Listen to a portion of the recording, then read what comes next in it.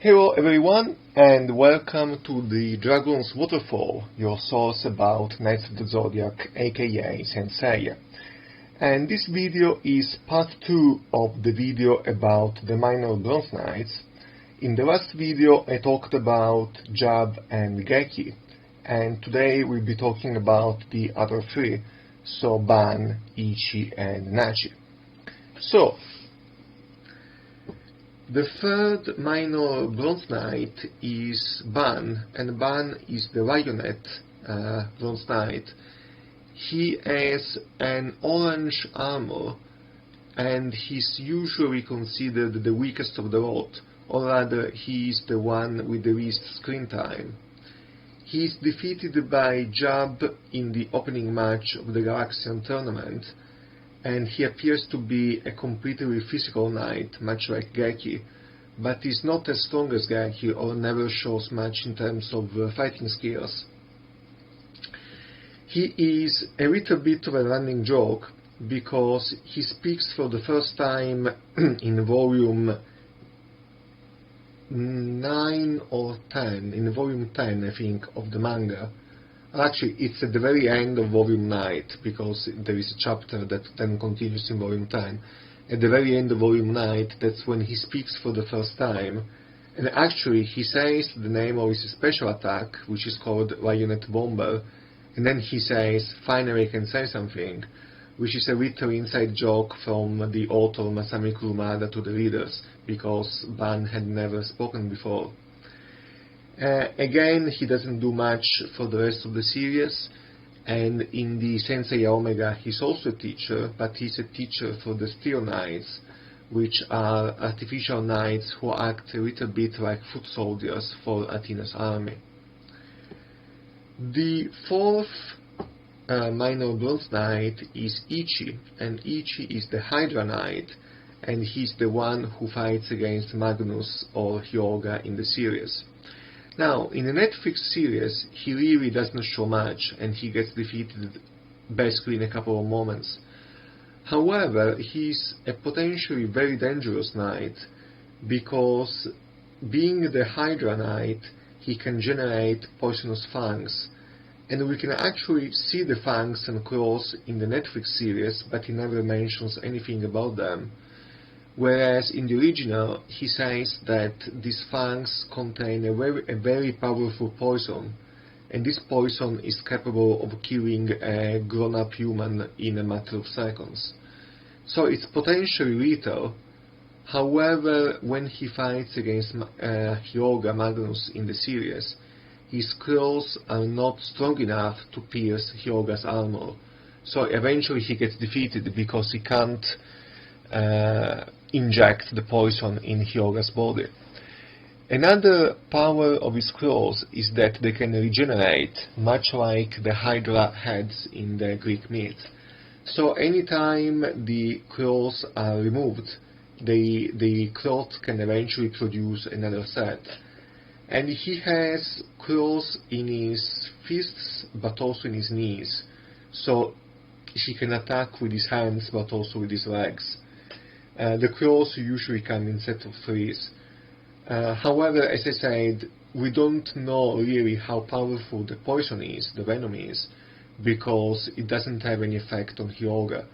So we don't know whether it will be as dangerous on a knight as on a normal person.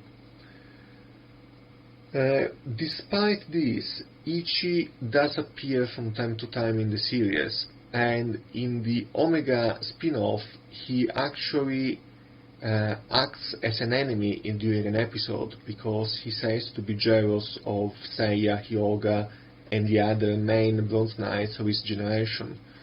So he fights against the new main character, who's Koga, the new Pegasus Knight, but eventually Koga defeats him, and he understands the errors of his ways and promises to be better in the future. So he's the only one of the minor Bronze Knights to keep working as a knight, to keep being a knight even in the future. But in the original series we don't see much from him afterwards. And the fifth and final minor Bronze Knight is the Wolf Knight, whose name is Nachi. And Nachi again is quite an unlucky Bronze Knight because he has to fight against Phoenix, Nero. Now, in the Netflix series, we don't know who he fights against, because we see him living with the other defeated Bronze Knights, so with Geki, Ichi, Ban, but we don't know whom he lost against. But in the original, his stated foe is actually Phoenix. So when Phoenix arrives, Nachi tries to fight him head-on, but he is completely outmatched. Phoenix is way too strong for him, and actually he gets defeated with a single finger, because Phoenix hits him with his Phoenix Demon Fist, the Black Illusion Genma Ken.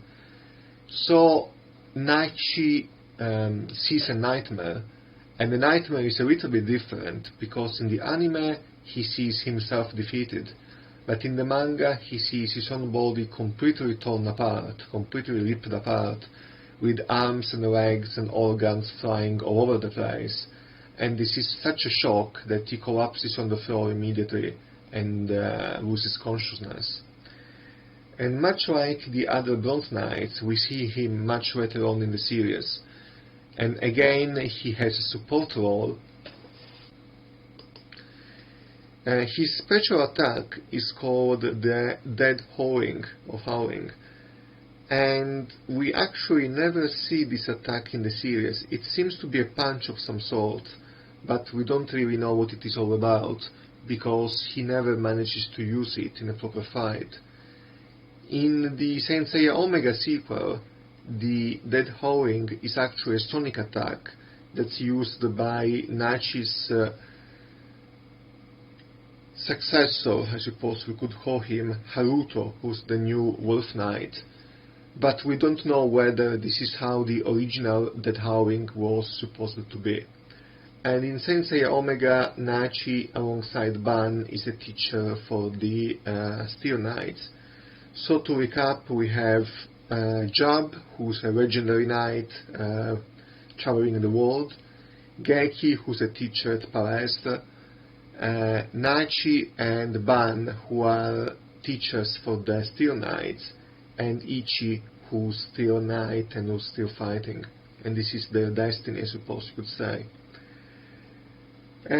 Now, what can I say about the minor Bronze Knights? They do have their fans. They are beloved by some in the fandom, and because they are lovable losers in a way, a lot of fans would like to see them have a bit more space, or to see them being the main characters in some spin-off or in the saga. But they never get much space, and they are usually considered support characters at best. However, they are Athena's knights, and for the most part they always side with Sienna, and they always side with justice. They just lack the power to really show much and be of support to Seiya and the others.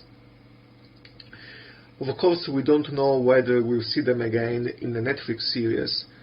It's possible, considering they do come back in the classic series, but considering there are some differences between the original and the Netflix remake, it's impossible to tell whether we'll ever see them again. But at least we know they survived, and the door is open for them to come back in the future. So that's it. This is all about the other minor Bronze Knights. As usual, like the video, subscribe and join the channel. Keep talking about Knights of the Zodiac with your friends, and I will see you very soon.